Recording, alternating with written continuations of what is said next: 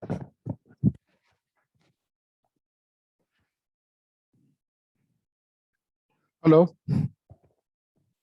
Hello. Let us start today topic. Hello. Anyone can say. Unmute. Yes, sir. Yes, sir. Yes, sir. Good morning, sir. Good morning, Dumni. Yes, sir. Today topic I'm going to start. Let us. We are going to discuss about the regulation of blood glucose. So how our blood glucose is regulated inside our body. हमारे body में sugar कैसे control होगा, ठीक है। अभी उसको हम लोग समझते हैं। सबसे पहले इस टॉपिक में हम लोग क्या क्या पढ़ेंगे वो अब जानिए। सबसे पहले ब्लड ग्लूकोज रेगुलेशन क्या मैकेनिज्म हमारे बॉडी में, उसके बाद डायबिटीज मेलिटस उसका टाइप्स और सेकेंडरी डायबिटीज मेलिटस, और उसके बाद यूरिन में ग्लूकोज आना जिसका नाम है ग्लाइकोसूरिया। इतने टॉपिक्स हम लोग अभी इसमें चैप्टर में डिस्कस करेंगे। तो today's topic is blood glucose regulation. Suppose any person, और कोई भी पर्सन अगर मान लीजिए 10 से 20 से 50 रसगुल्ला खा लिया, ठीक है, तो उसके बॉडी में नेक्स्ट डे अगर हम लोग टेस्ट करेंगे तो कितना शुगर आएगा, शुगर बढ़ा हुआ आएगा या घटा हुआ आएगा, लेकिन मेंटेन रहेगा हमारे बॉडी में। So now the maintenance of glucose level in blood with in a narrow limit is very finally and efficiently regulated system. As you know, blood sugar in fasting range is 70 to 110 mg per dl, and after meal or lunch, it is up to 140 mg per dl, or anytime that is in the random state, it is 160 mg per dl. So all things are coming in normal. Then patient is known as non-diabetic, right? So let us, what are the organ? It is control. So what are the organ? This is the organ name. It is the pancreas. You heard about the name of pancreas, where hormones are secreted. The first hormone you know about the insulin and glucagon. So here is the picture which is shown in the screen. It is the pancreas, pancreatic ducts, bile duct, and duodenum. Let us come to next one. Let us come to the first. Is the pancreas is exocrine gland. It is types of gland is exocrine, secreting alkaline digestive juices into the duodenum by the pancreatic duct. The pancreas is also an endocrine gland. So pancreas is both exocrine as well as a endocrine gland. The endocrine cells are in the islet of Langerhans. Now see about the islet of Langerhans, an oval collection of cells scattered through the pancreas. You can go through the, so there are the 1 to 2 million islet in human pancreas. कितना होगा? 1 से 2 million isolate होगा human pancreas में, और यही सब secret करते हैं hormones. 1 to 2% of its mass, जितने भी आइसोलेट ऑफ लैंगरहैंस है उसका मास कितना होगा? 1 से 2%. Isolate are darker red than the supporting tissue having a rich blood supply. The blood from the isolate drains into the hepatic portal vein, going directly to the liver. So what we am discussing? I'm discussing about the anatomy of pancreas. It is not in chapter what I'm going to discuss, but you should know about, right ना? ये आपको जानना पड़ेगा। अब यहाँ से कौन कौन सा हार्मोन सीक्रेट होते हैं? सबसे पहला, अल्फा सेल से 20% के आसपास में सीक्रेट ग्लूकागॉन, और बीटा सेल से 75% सीक्रेट इंसुलिन। उसके बाद एक और हार्मोन आता है जिसको डेल्टा सेल से बोलते हैं, यहाँ से भी 1 to 8% निकलता है हार्मोन। और एक और हार्मोन और भी इंपॉर्टेंट हार्मोन है जिसका नाम है somatostatin, known as growth hormone. ये इसका स्ट्रक्चर दिया हुआ है, ठीक है।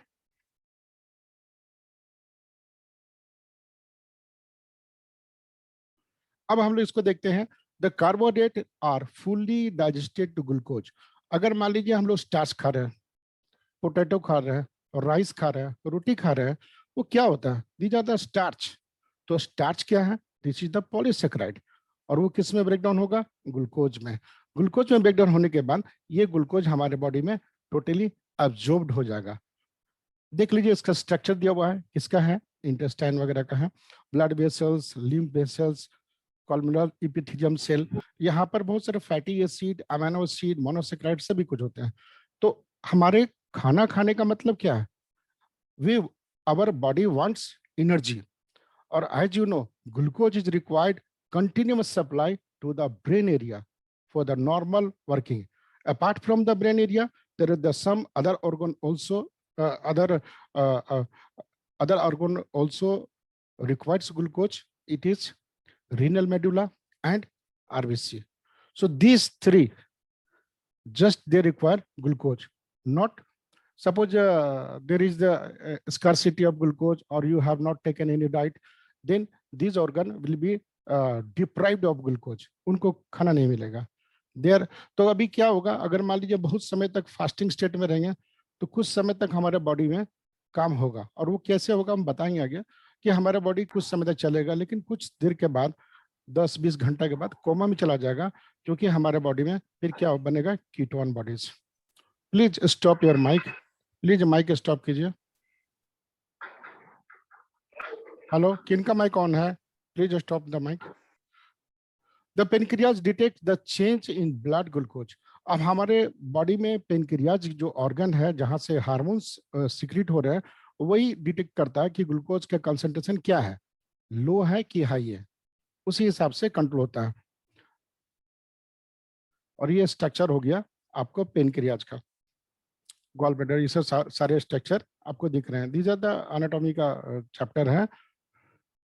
अब हमारे बॉडी में हाउ इट इज रेगुलेटेड, सबसे पहले हमारे बॉडी में depending upon the glucose level in blood,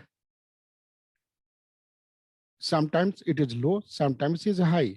अब हमारे इसमें ब्लड ग्लूकोज रेगुलेशन में 3 फैक्टर काम करते हैं, वो मैं इसमें लिखा नहीं हूं, आपको बोल के बोल रहा हूँ।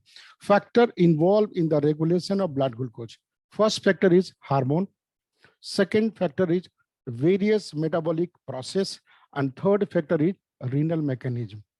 3 तरह का फैक्टर कंट्रोल करते हैं हमारे बॉडी में।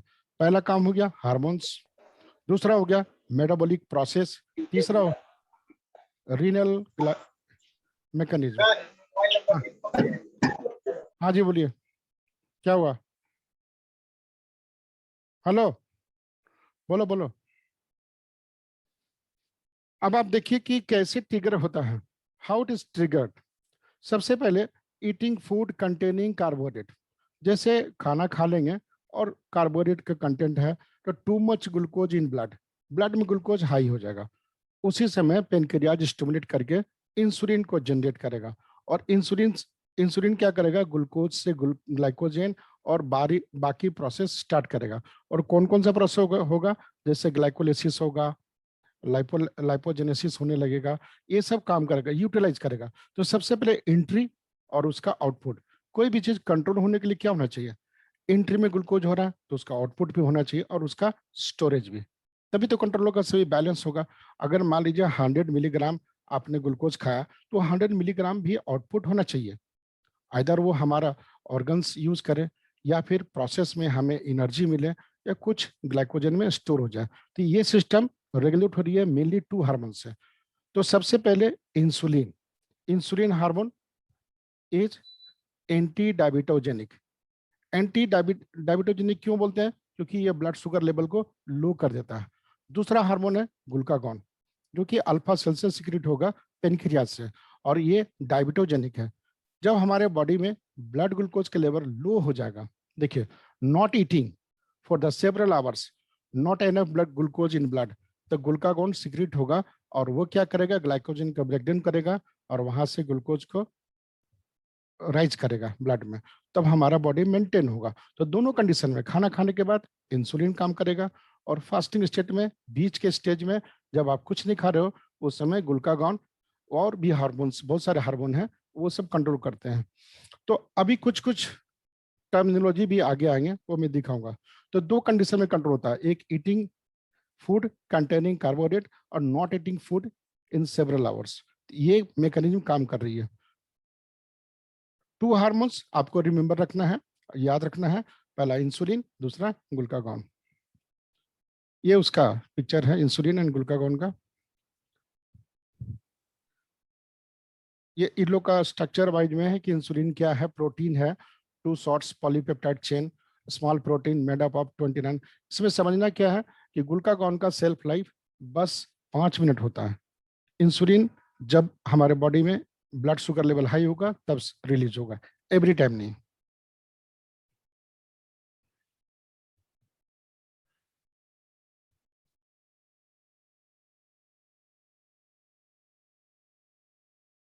अब हम लोग खाने क्या खाते हैं? ऑलमोस्ट देखिए, chocolate, cookies and pastry, then क्या चाहिए वो, पास्त ये केक्स, उसके बाद candies, banana, toffee, all contains carbohydrate. सभी में ग्लूकोज है और कार्बोहाइड्रेट है, ठीक है। ये सारे ब्लड शुगर लेवल को राइज करेंगे और उसको कंट्रोल कौन करेगा? Hormone insulin. अब इसको देखिए, जो डिटेल हमने बोला था उसको मैं इधर लिख दिया। तो maintenance of glucose level in blood with in narrow limit is very finally and efficiently regulated system. इसके अंदर सिस्टम में it is important and essential to have continuous supply of glucose to the brain। सबसे पहले किसको चाहिए? Glucose brain को चाहिए। Brain without glucose काम नहीं करेगा। नॉर्मल फास्टिंग प्लाज्मा ग्लूकोज, हम लोग ब्लड ग्लूकोज बोलते हैं बोलचाल की भाषा में, but actually it is plasma because blood contains other compound also which can increase glucose level. तो हम लोग क्या करते हैं, ब्लड में एंटीकोएगुलेंट के साथ में फ्लोराइड ऑक्जेलेट से भाइल में लेते हैं, भाइल में जो किसी पेशेंट का लेना है, और उसमें से हम लोग प्लाज्मा सेपरेट करते हैं सेंट्रीफ्यूज करने के बाद, और उस प्लाज्मा में ग्लूकोज टेस्ट करते हैं। This is known as true glucose. और होल ब्लड में आप फिंगर प्रिक से करते हैं, वो ट्रू ग्लूकोज नहीं है। तो हमारा नॉर्मल रेंज क्या है ड्यूरिंग फास्टिंग स्टेट? और फास्टिंग स्टेट होगा 10 से 12 घंटा। सपोज आपने रात को 9 बजे खाना खाया तो सुबह में आपको 8 बजे, 8:30 बजे, 9 बजे ही आपको ब्लड देना पड़ेगा, तब ये हुआ फास्टिंग स्टेज में। और बीच बीच में खाना खा लेंगे तो फास्टिंग नहीं हुआ, वो रेंडम हुआ, ठीक है। तो हमारा नॉर्मल रेंज है 70 to 110 mg/dl। अब खाना खाने के बाद उसका नाम है पोस्ट पैरेंडियल प्लाज्मा ग्लूकोज, और इसका रेंज होता है अप टू 140 mg/dl। और एक और भी रेंज हुआ रैंडम, यहाँ स्क्रीन में नहीं दिख रहा आपको, तो रैंडम का रेंज अप टू 160।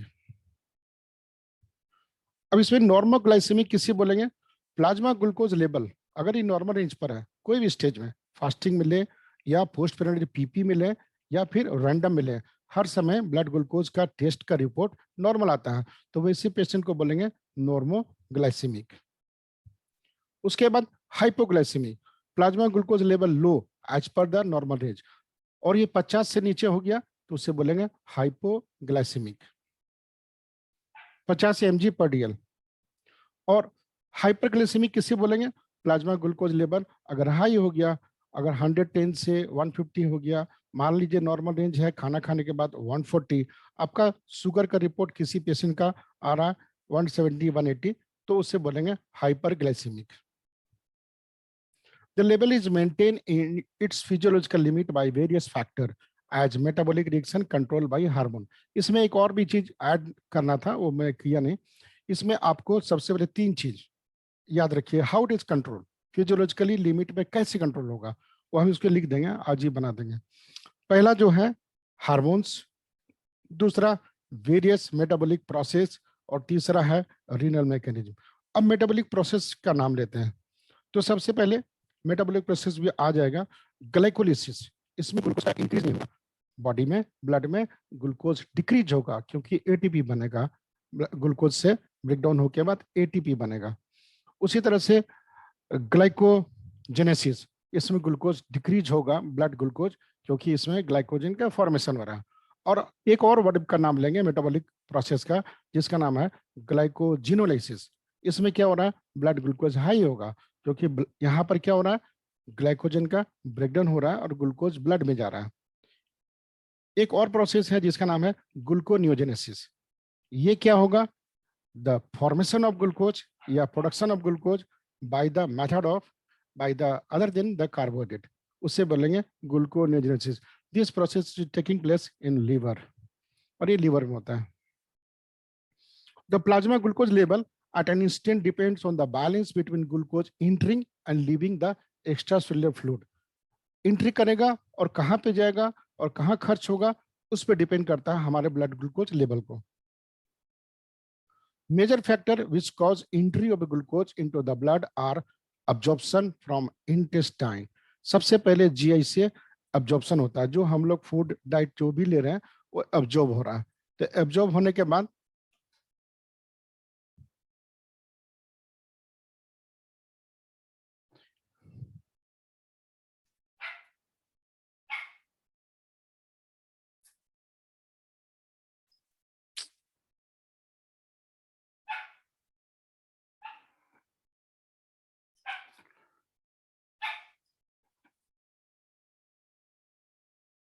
उसके बाद प्रोसेस है ग्लाइकोजिनोलाइसिस.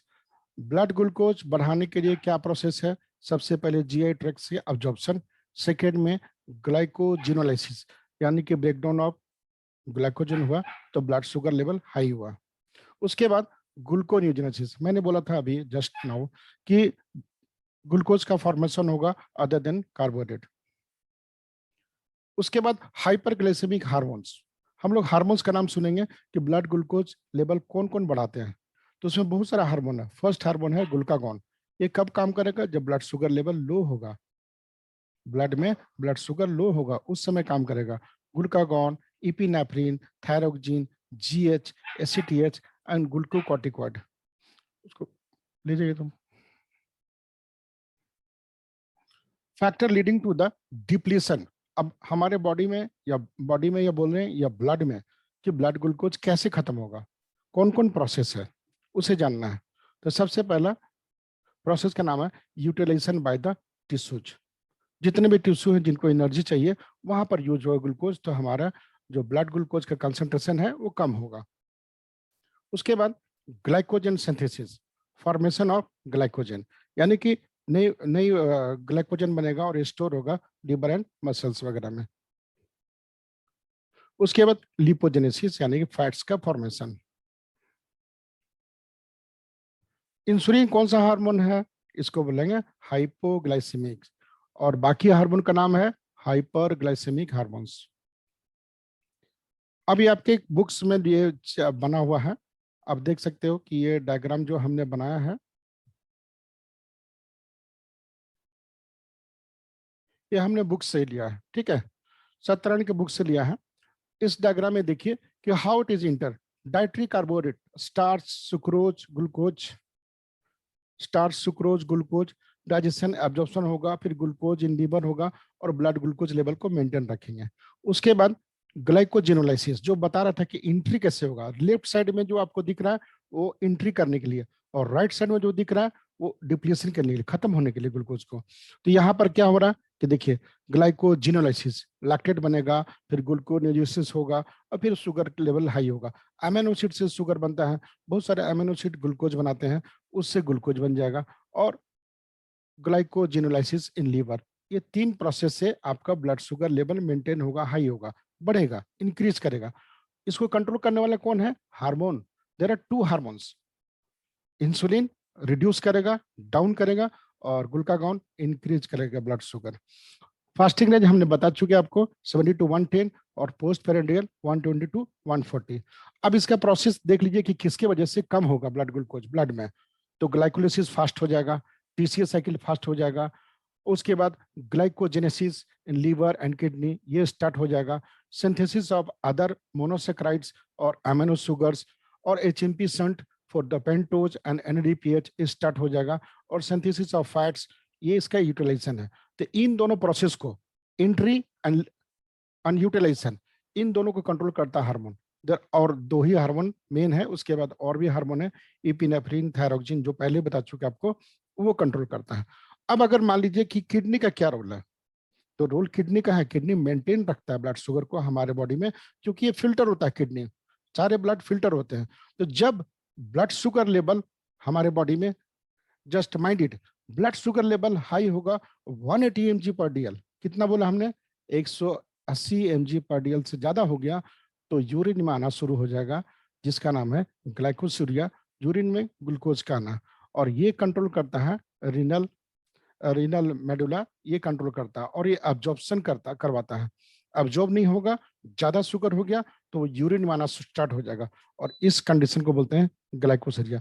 तो कहीं ना कहीं किडनी भी हमारे ब्लड शुगर कंट्रोल करने में सपोर्ट कर रहा है, क्योंकि वो एब्जॉर्ब करके वापस बॉडी में ब्लड में वापस ग्लूकोज के भेज रहा है, क्योंकि ग्लूकोज वाइटल है, एनर्जी देता है, बहुत सारे कंपाउंड बनाते हैं, जैसे मान लीजिए glycolipid, glycoprotein, non essential amino acid, ये सारे सब ग्लूकोज के सपोर्ट से बनते हैं। तो ग्लूकोज इज द मेन, आप ये बोल सकते हैं जितने भी हमारे ह्यूमन और लिविंग सेल में, खासकर ह्यूमन में ग्लूकोज का बहुत बड़ा रोल है, अहम रोल है, और ये हमारे बॉडी में हर समय जरूरत है। ठीक है,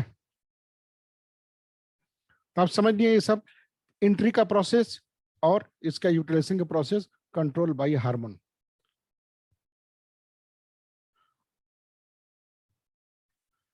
हाइपोग्लाइसेमिक इफेक्ट कौन देगा? इंसुलिन। क्या करेगा? ग्लूकोज अपटेक को हाई कर देगा, मैंने यूज ज्यादा करवाना शुरू करेगा। ग्लाइकोलिसिस, आप ये भी समझ सकते हैं कि मैं फिर वापस बैक जा रहा हूं। ये सारे प्रोसेस कौन करवाएगा? इंसुलिन। ये सारे प्रोसेस कौन कराएगा? ग्लूकागॉन बढ़ाने के लिए, इंक्रीज करवाने के लिए ग्लूकागॉन, और ये काम करवाने के लिए इंसुलिन। एचएमपी सेट, इसको हम आगे भी स्लाइड में मिलेगा आपको।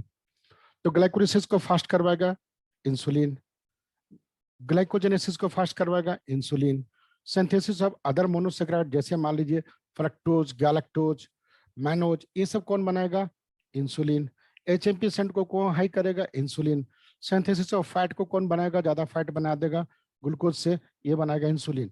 बट अगर कम हो गया तो ग्लाइकोजिनोलाइसिस करवाएगा ग्लूकागॉन, ग्लूकोन्यूजेनेसिस करवाएगा ग्लूकागॉन।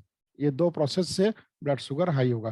तो इसको ये वाला कंडीशन को करवा रहा है हाइपरग्लाइसेमिक, यानी ब्लड शुगर हाई करवाएगा ग्लूकागॉन, और हाइपोग्लाइसेमिक कंडीशन करवाएगा इंसुलिन। अब ठीक है, अब आइए हाइपोग्लाइसेमिक इफेक्ट कौन करवा रहा है? इंसुलिन। ग्लूकोज का अपटेक यूटिलाइज ज्यादा करवा देगा, हाई करेगा, ग्लाइकोलिसिस को हाई करेगा, ग्लाइकोजेनेसिस को हाई करेगा, एचएमपी सेंट को हाई करेगा, लिपिड सिंथेसिस को हाई करेगा, और बट ग्लूकोनियोजेनेसिस को डाउन कर देगा, डिक्रीज, और ग्लाइकोजिनोलाइसिस यानी ग्लाइकोजन का ब्रेकडाउन को डिक्रीज कर देगा। तो इंसुलिन क्या कर रहा है? जिससे बढ़ने वाला है उसको खत्म कर दे रहा है या डाउन कर दे रहा है, और बाकी को इंक्रीज कर रहा है। अब हम लोग दूसरा इफेक्ट देखेंगे, एक और हाइपरग्लाइसेमिक इफेक्ट, किसके किसके through? Glucagon and other hormones. Gluconeogenesis high होगा, ग्लाइकोजिनोलाइसिस हाई होगा, बट ग्लूकोज अपटेक को डाउन कर देगा और ग्लूकोज यूटिलाइजेशन को डाउन कर देगा। तभी तो होगा ना, यूटिलाइज को अगर हाई कर देंगे तो फिर तो डाउन हो जाएगा शुगर। हम शुगर को हाई करने के लिए ये चाहिए। Is it clear? ठीक है ना?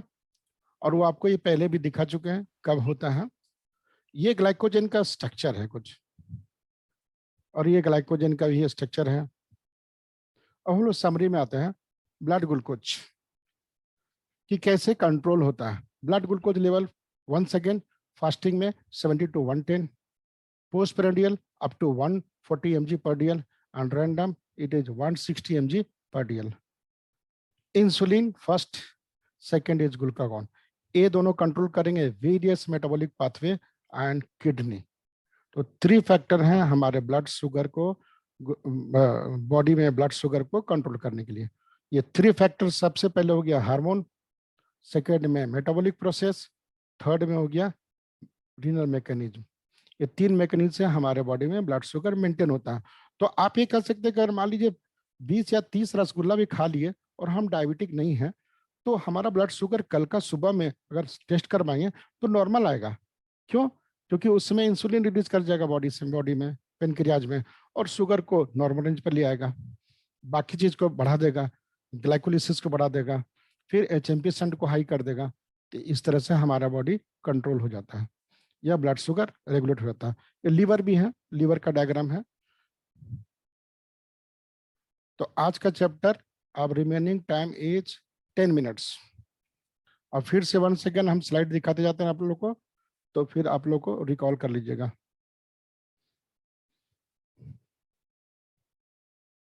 आज फरीन आई कि नहीं क्लास में? फरीन मॉनिटर, क्लास मॉनिटर नहीं है? Yes sir. परिन तुमसे क्वेश्चन और मनमीत से क्वेश्चन,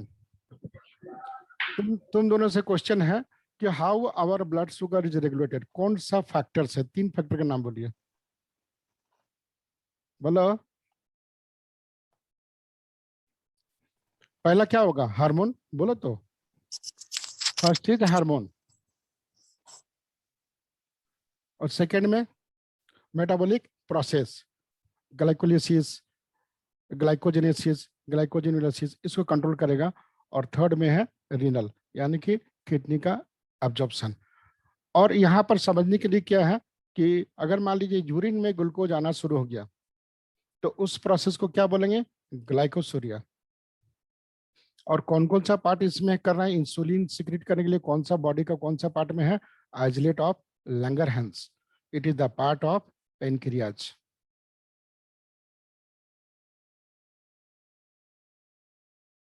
आपको ये डायग्राम पूरा याद रखना होगा। जो इसको याद रखना होगा, पहला इंपॉर्टेंट ये है, सेट पॉइंट सबसे इंपॉर्टेंट ये वाला स्लाइड है। उसके बाद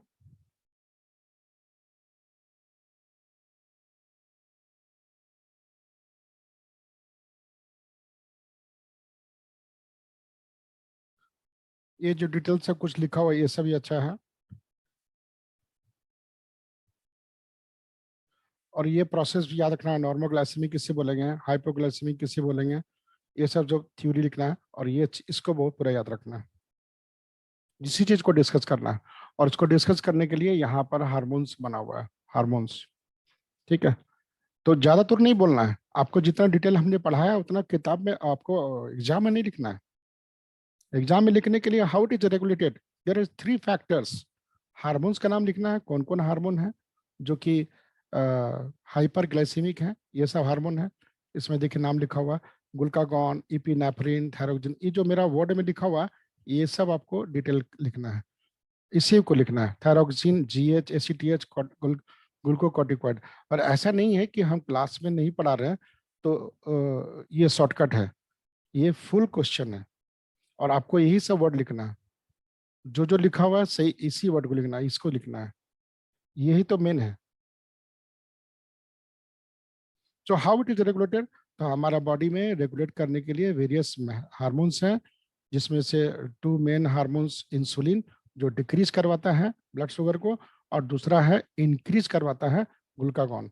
और ये दोनों मेंटेन रखते हैं। अगर मान लीजिए फास्टिंग में होंगे रहेंगे तो ग्लूकागॉन एक्टिवेट हो जाएगा, और ग्लूकागॉन एक्टिवेट होगा तो क्या करेगा, ग्लाइकोजन को ब्रेक डाउन करने लगेगा और ग्लूकोनेओजेनेसिस को स्टार्ट कर देगा, तो ब्लड शुगर हाई हाई हो जाएगा, मेंटेन हो जाएगा, हमारा ब्रेन को एनर्जी मिलने लगेगा, आरबीसी को मिलने लगेगा, रीनल मेडुला को मिलने लगेगा।